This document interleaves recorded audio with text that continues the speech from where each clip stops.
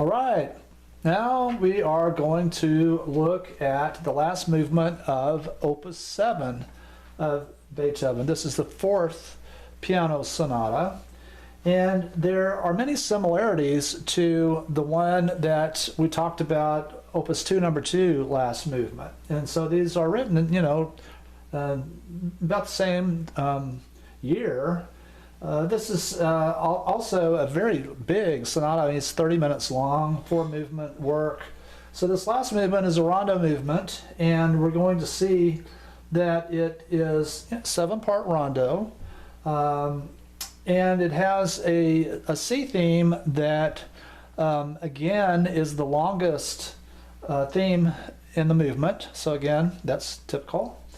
And although it does have a certain connection with this arpeggiation, this 32nd note arpeggiation that you are going to hear in the third phrase of the A theme, it doesn't really modulate through keys that are kind of unexpected like you would have in a development section. So I think I tend to just call it a C theme.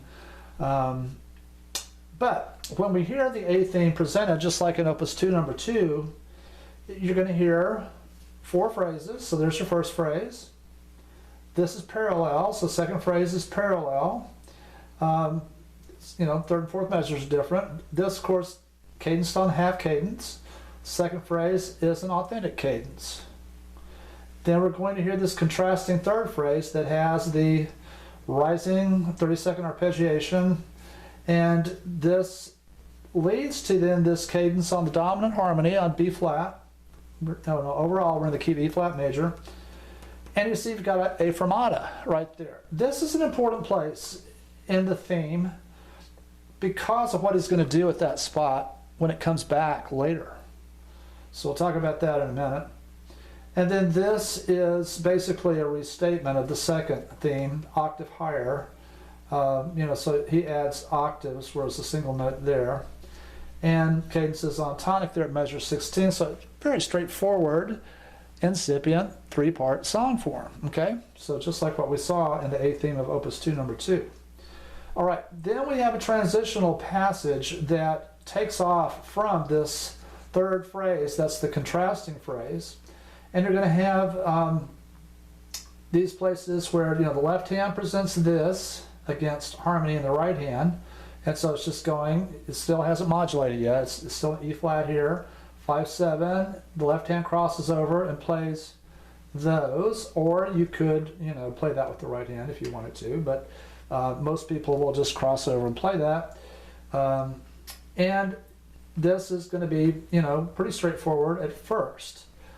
But I'm going to play this much. We're going to listen to this A theme, and then we'll stop it. All right, so here we go.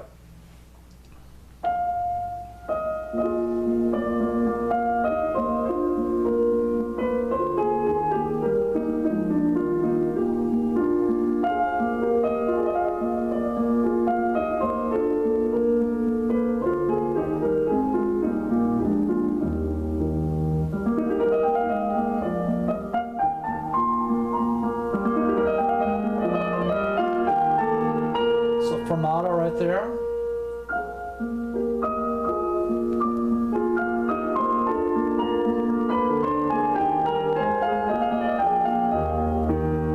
Okay, so that's the A theme. All right, one thing that I want to point out to you, just having to do motivically with what Beethoven's going to work with. So the main feature that he's going to, extract from this A theme is this melodic sigh. So you have, this. It's this 2 notes. That,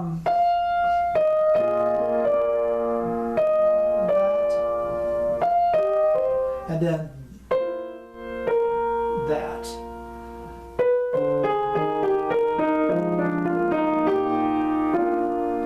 So you're going to hear that 2-note sigh over and over again. Sometimes it's inverted. that's one thing that even connects with this contrasting second, idea, so which is the third phrase. So it has that, figure that. So there's that melodic sigh. And so it's going to keep doing the same idea over and over. All right, so the reason I point that out is that is going to be then what he works with in this transition passage. All right, so you have a 4-measure phrase here, and now it is going to start to modulate. And that's what you expect, because you expect this to go to B flat major, the dominant key. All right, and again, this is going back and forth, between the registers, and right hand is playing harmonies through all of this.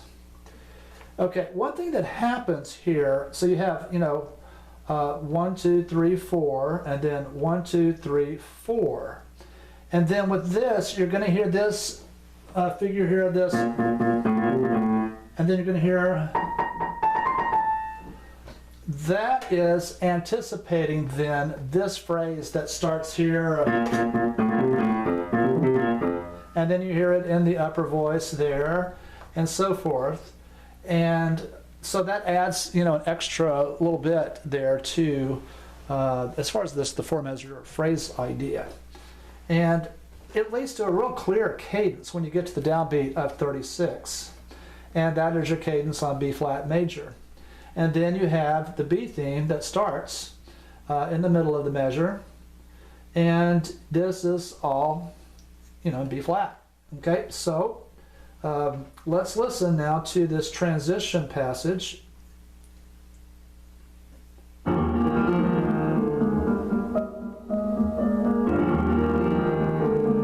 C minor, G7. Now it's sounding like B flat. Okay, now second measure, third, fourth, next phrase, third measure, fourth, he extends it a couple measures. Okay, and so there you are in B flat major. So, he basically had 4 phrases there, and, it would be a contrasting double period. Now that we have arrived in B flat, he gives you a new motive, and you have this that goes. So let's get the right key. So it has that little trill idea, and so forth. And this leads to a half cadence right there. So there's the dominant of B flat, F major. And then the right hand restates it. So now you've got the trill idea in the right hand. And it's going to go back and forth between the hands, actually. And this has an extension at the end, and he extends it with disillusion. So you have, 1, 2, 3, 4 for first phrase. And then you have 1, 2, 3, 4 for a second phrase. And this then is the retransition to the return. Let's listen to this real quick. So, first 4-measure phrase there.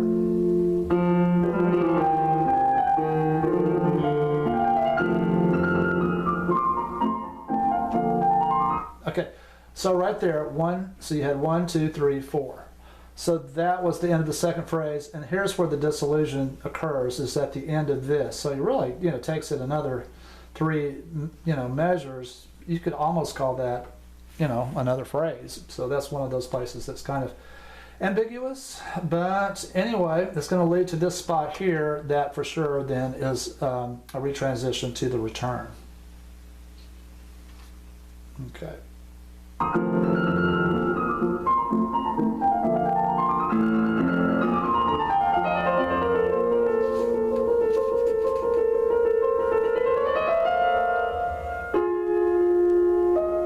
Okay, and so now one thing I want to point out when this A theme comes back is that he doesn't bring the whole thing back. So Opus 2 number 2 brought back the whole A theme every time until you got to the very end of the movement. But this just brings back the first 3 phrases. And what happens is he takes you to that B flat at the end of the 3rd phrase that had the fermata on it. So this B flat right there. And instead of giving you the 4th phrase, then what he does is he just goes from B flat to B natural, and then there you are in C minor for the C theme. So he skips that last phrase when he brings back that A theme. Okay, so here we are in the first measure of that first return of A.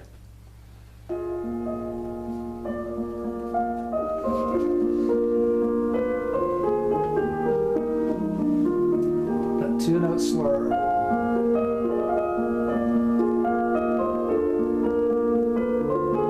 Cadence on tonic, so this is just like before. So no embellishment yet. Okay, this is where now goes to C minor.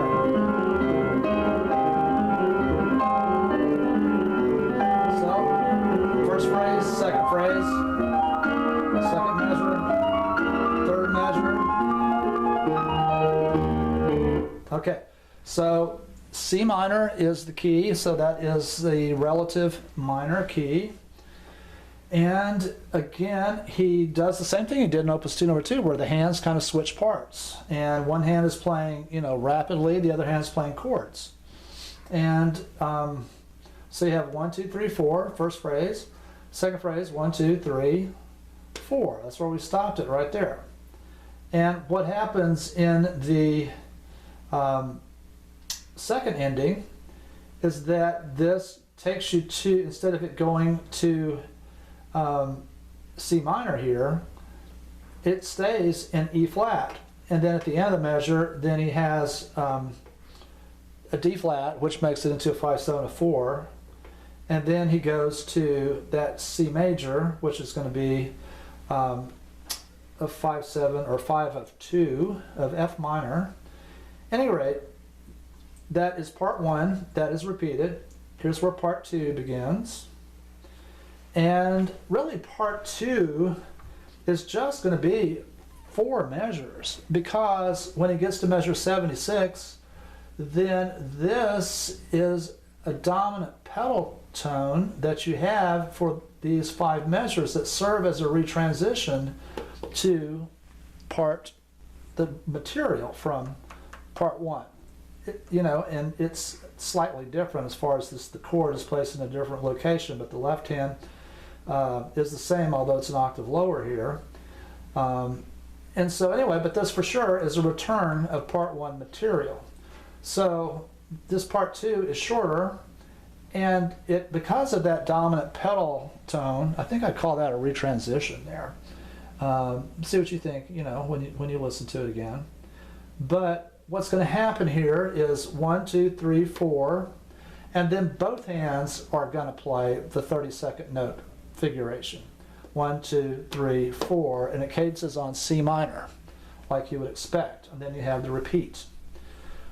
When it goes to second ending, then this leads into a retransition to the next statement of the rondo theme there. Okay, so let's listen to this C theme, which is an enlarged 3-part song form, since you have part 1 repeated, and then you have part 2 and part 3 repeated.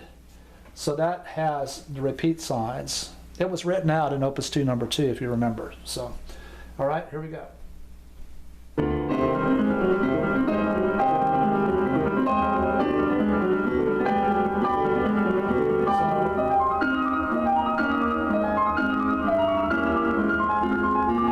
So 4 measure phrasing.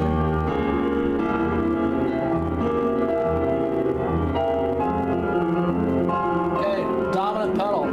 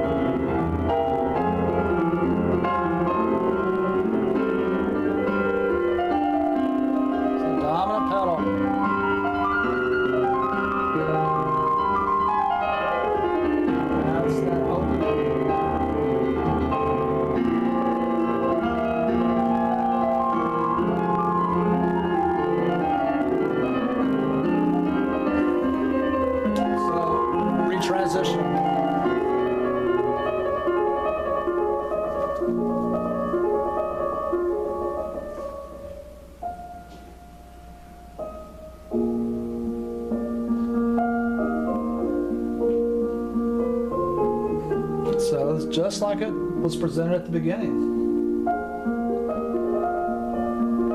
Triplets there, slightly embellished. Okay, here's your third phrase. Still working with that melodic side. There's the fermata. And he gives you the fourth phrase. So it's a full return of the A theme.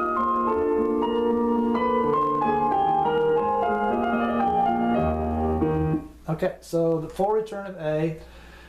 Now we look at this. It's the retransition to, you're expecting to have a return of B in tonic, and that's going to happen. And he then will rewrite this so it doesn't modulate like it did the first time.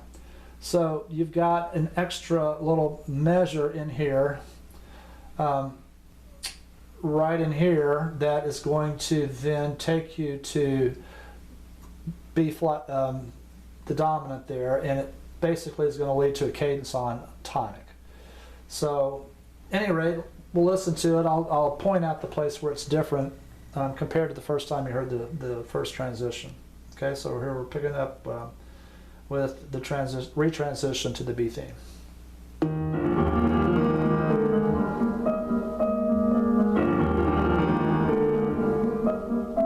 So there's your second phrase. So this is prefiguring. That's extra. So there's your next phrase. There's your last phrase. Just like before, has an extra measure. 1, 6, 4, 5, 7, 1. All right, so cadence is on tonic, just like you expect. And so everything here is pretty much as expected. So this has the half cadence for the first phrase of the B theme. And this then has a authentic cadence, but it's not in root position there. It's in first inversion, that E flat triad there in the left hand at 137. And so this is where he extends it. And again, you've got that, kind of like, disillusion idea going on. It takes you to a retransition. You're expecting to hear the A theme come back in E flat. And guess what? That's what he does. Now, when he brings it back, though, it will be ornamented. And it will be embellished quite a bit. He puts the hands apart there in 146 in that second phrase. Third phrase is just like before, and there's the fermata on the B flat. So when we heard that leading into the C theme, he went from B flat to B natural to C, and then there was your C theme. Here it just goes up to B natural, and wow, this is so beautiful what he does at this point. It's totally unexpected. And so you have this shift up a half step, and what this is going to be is a little episode in the key of E major, which is the enharmonic spelling of Neapolitan. Neapolitan is F flat in the key of E flat major. So you've got that E major, and it's for 1, 2, 3, 4, 5, 6, 6.5 measures, and then a fortissimo